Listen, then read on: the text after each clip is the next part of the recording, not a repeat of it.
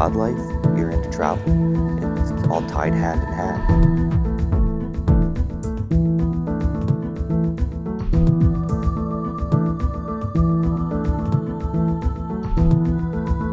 At our lodges, whether it be Seal River Heritage Lodge or Nanuk Polar Bear Lodge, we focus on everything that's here.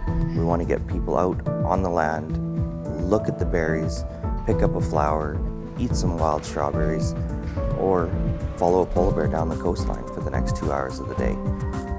It never ends here. There's always something to see. We've created this beautiful lodge for everybody to hang out in. We have the freshest of fresh foods, whether it be wild or domestic. We've got private cabins, we've got nice beds, we've got heat, we've got hot water. Basically, there's nothing that you're missing from home, and we've added all the extras that you wish you had at home. What does it take to build a lodge here? First of all, we start with airplanes. We flew everything in, so it got trucked from just outside of Winnipeg, a little town called Steinbach. Once we got everything to Gillam by truck, I think it was a total of 5 loads. We brought a big DC-3 plane in and started loading it up and hauled in 200,000 pounds of lumber.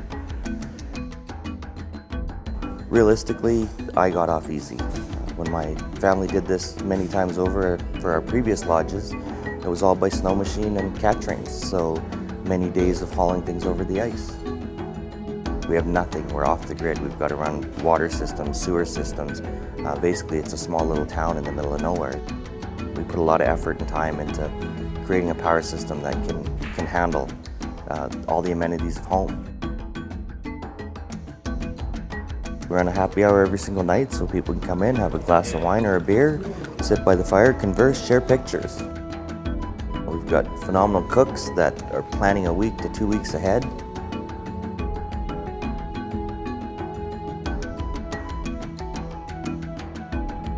Because we walk with polar bears, we keep our numbers low.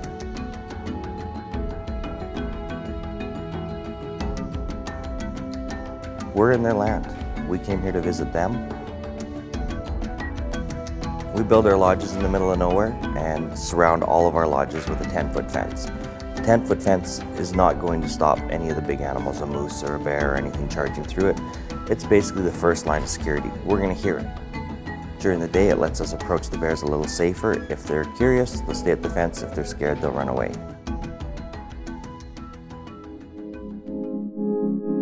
Nighttime in the north is unique. We have a mix of wildlife that's very active in the evening.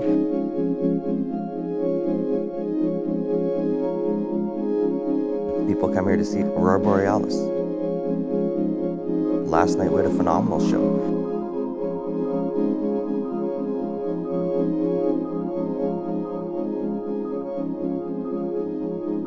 The cannons are from before our time. They were found out in the rivers. They were dug out and dragged back here and set up out in the front yard.